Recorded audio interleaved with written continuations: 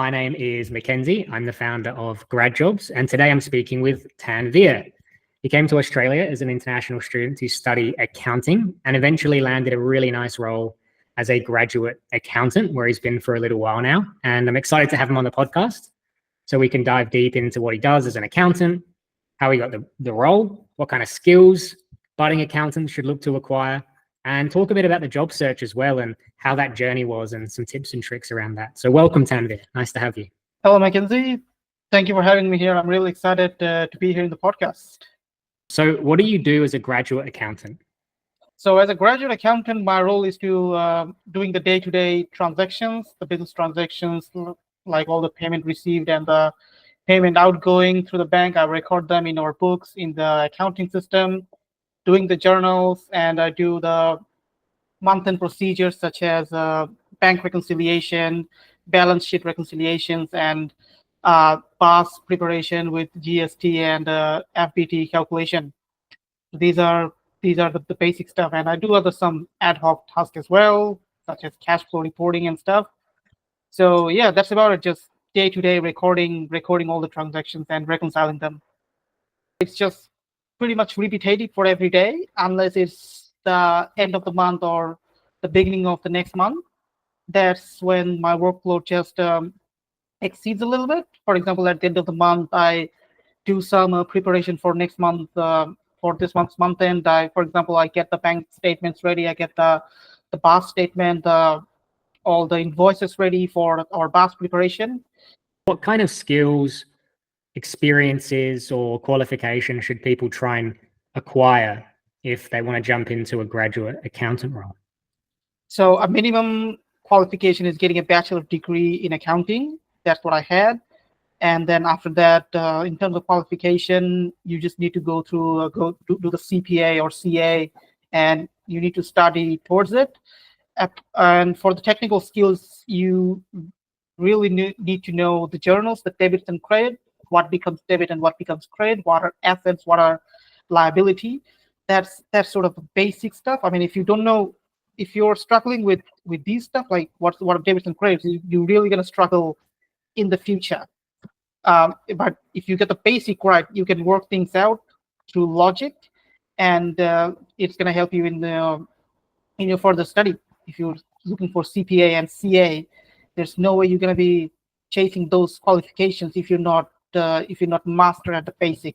So you don't have to master everything when you're looking for the graduate roles, but you really need to master with the basic.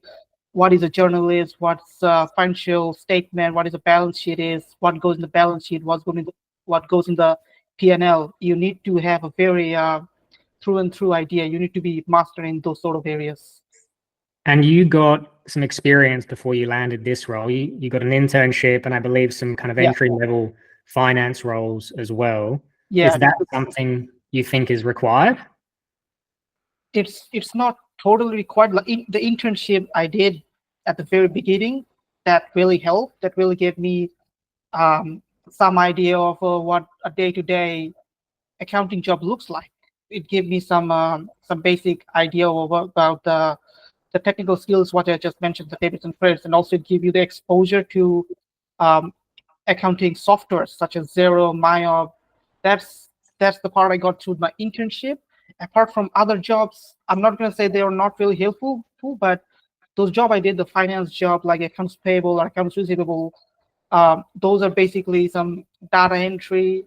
You need to have, you don't need to know everything about accounting to those sort of jobs, but it really gives you a taste of the accounting software. It really makes you busy. And one of the key, not technical, but interpersonal skills for accountant is the accuracy and attention to detail. So I would really say that the other job, the finance role, that really helped me build accuracy, paying more attention to detail, and just overall the managing the workload. For example, I worked at St. Vincent de Paul as a finance officer. I did accounts payable and accounts receivable. The workload was way too much in that job. Right, you really need to make the payment to the suppliers, collecting payments from the clients. It helped me to manage my time, to to manage the workflow, doing the organization. So it really helped me build the interpersonal skills. But the type of internship I did, which is really helping me in my current job at the moment. However, if someone looking for a job, and let's say he's looking for a graduate accountant or assistant accountant, and if he's not getting it, it's a good idea to at least try for those other finance jobs. First of all, there may be a vacancy going down the line after 2-3 months, or he can get some like experience, like office experience. That's the current employer that they value a lot, the experience. So any sort of job, if someone's struggling to get into a job, I would highly recommend get any job at first and then look for the job you want. How was the job search for you? Job search for international students is very, very difficult, and there are countless of reasons why. One of the most important reason is because the networking, like international students, most of the time they study or they work, and so they cannot build in the network. So job search is very difficult. I would say if an international student just graduated, it's better to mentally prepare that, okay, the job search is going to be very, very difficult, and with the mental preparation and the actual preparation, it can be a little bit easy. So one mistake someone in entry-level job searchers do is they look for let's say a mid-entry level job, not an entry-level job, a little bit senior level job without experience. I mean, it's not going to happen. You need to look for entry-level jobs. You need to look for the job that has minimum requirements. When students are in uni, especially they're in the last semester, it's better to look for a job or at least internship from that on, because the earlier you start, the earlier you're gonna learn through, and you're gonna have to go through a lot of mistakes through the job search. So it's better to look for a job as early as possible. And how long did it take you? It took me a while. I landed my first job after 6 months of my graduation. However, I'm gonna say I learned a lot. I made so many mistakes. Gonna be honest, my LinkedIn profile was not top notch. My resume was not that good. So like I said, it's constant tailoring, constant changing your methods, figuring out what works and what not. So yeah, I wish if I could go back to 2020 when I graduated, I wish I would start looking for a job 1 year earlier, so that I could maybe able to land a job within 1 month. But yeah, that's the part of life. You make mistake, you learn from it. So it's better to start the preparation as early as possible. And from what I remember, you found it quite difficult at the beginning, and it was very challenging to get enough interviews. But then once you kind of dialed in your process, you started learning, like you said, and figuring things out, you started getting quite a bit of traction, I think. Yeah. So what would you say happened from when you were struggling to when everything was starting to work out? What were the key things that you changed? So first key thing is a resume. The resume I had, there was too many problems with the resume. In most cases, it was not going through the ATS, or sometimes the resume was very hard to read. Sometimes the resume was too long, or the information was basically all over the place. So resume was the first thing to fix. Then of course, networking. Like I wasn't networking a lot. I had a LinkedIn profile, but I was not utilizing it as much as I could. So I remember you gave me a networking template, like how to build a relationship. I used that, and it really worked. Like it made me like how to say, like it made me exposed to a lot of people, and I still have a good relationship with some of the people I talked in LinkedIn when I started looking for a job. So networking helps a lot. The tailoring resume for each jobs, if you're applying through Seek or Indeed, it is 100% must. Is 100% must. I remember I took it to extreme, but I would say it worked. Any tips on interviews when you're going for accounting roles? First of all, dress well, look good, and then go there early. I wouldn't say like too early. Let's say half an hour is not good. Reach there about 10 or 15 minutes earlier, and just try to be relaxed. Don't try like too hard, but try as much as required. Try to give examples, like every questions they ask.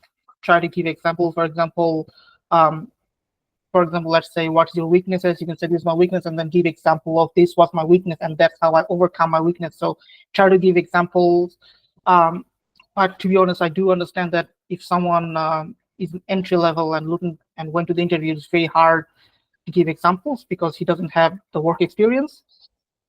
But yeah, that's how the experience through internship and other jobs that comes in pretty handy. So yeah, it's just being relaxed, not trying to act like too desperate, just having an attitude, okay, I know what is required, and having the confidence, okay, if I get the job, I have the skills to do the job how it's required. What was the best part of grad jobs, would you say? The resume, I would say, the resume template, the grad job, Mackenzie, you prepare, I think it's one of, if not the best I have seen so far. Like after when I land the job, a lot of my friends, they showed me their resume. Oh, look at my resume, if it's good or not, what can I do? And the parallel I see, I mean, it's way too different than what you gave me. A lot of people can say, oh, it's pretty simple, it's not that fancy, but the simpler it gets, the better it is. So the resume template you have, I think that's the best resource you have in the grad job so far. And other, like I said, the networking tips, the networking tools, how to tailoring your resume, and some communication skills, the writing skills, the cover letter skills, the cover letter template. Those are also pretty good. So yeah, your grad job, the resources you have are definitely helpful. Thank you. I appreciate it. All right, last question. Yep. Any final tips, tricks, advice to someone who wants to break into the field? Maybe it's in accounting, or maybe just in general with an international student in Australia. I pretty much, so far I've said how to get in the job, but a lot of people really underestimate how hard it is to keep the job. For example, if you lie a lot of stuff in your resume and you eventually get the job, but then you cannot do the job, it's going to create a trouble. And not only if you get fired, not only is going to be hard for you to get the next job, but the reference that they'll give you are not going to be good. So I would say before you start working in the job, let's say you got the job, you got the interview done, and you're going to start, let's say 1 or 2 weeks later, try to study as much as you can. Try to know the basic stuff that I talked about previously, the debits and credits, in my accounting field, the debits and credits, balance sheet, financial reporting, or if you're in another field, let's say IT or engineering, try to get the basic stuff, master the basic stuff. You don't have to master the tough stuff, but at least master the basic stuff, and just keep improving. Just go to work, come back. You don't have to party every day. Study, look for what areas you can improve, look for what areas that you are weak, and try to eliminate your weaknesses. I should also add, when I grew up, like back in 2010, 2013, the job culture was like, you go to the job field and you'll be trained. This is called on-the-job training. Like they teach you how to do the job, they teach you how to do this. But in nowadays, if you have those sort of expectation, it's like career suicide. You have to assume the fact that they're gonna only teach me their process, how they do things, but your company, your manager is never going to teach you the skill. You have to learn the skill. They're going to show you how they do stuff. The skills, the experience, the technical skills, you have to learn it by yourself. So if you're weak in that, even after you get the job, identify those weaknesses quickly and work on them, work on those skills. Don't wait, oh, my manager is going to teach me this, I'm going to teach while I do the job. No, you have to teach it. You have to learn it from your home, and then you have to apply it at your work. It's not the other way around. Fantastic. All right. Well, thank you very much, Tanveer. Appreciate you taking the time. I know you're pretty busy these days with the CPA and all that, so appreciate it. Any final words before we finish up? To the people looking for a job, I'd say good luck. It's going to be very hard for the international students who are graduating soon. Just keep applying for jobs. Just don't be lazy. Sometimes it can be like you can apply 1 or 2 jobs a week, and that's fine. It's not the quantity, it's the quality of application. How many good quality application you send, that's gonna help you land a job. So keep putting your effort, and it's just a process. Just don't look for time. Oh, I spent a lot of time. It's been 1 month, 2 months. Why am I not getting the job? Just don't think about it. Just just think it is the job searching is a job by itself. So you're doing that job at the moment. Just keep doing it.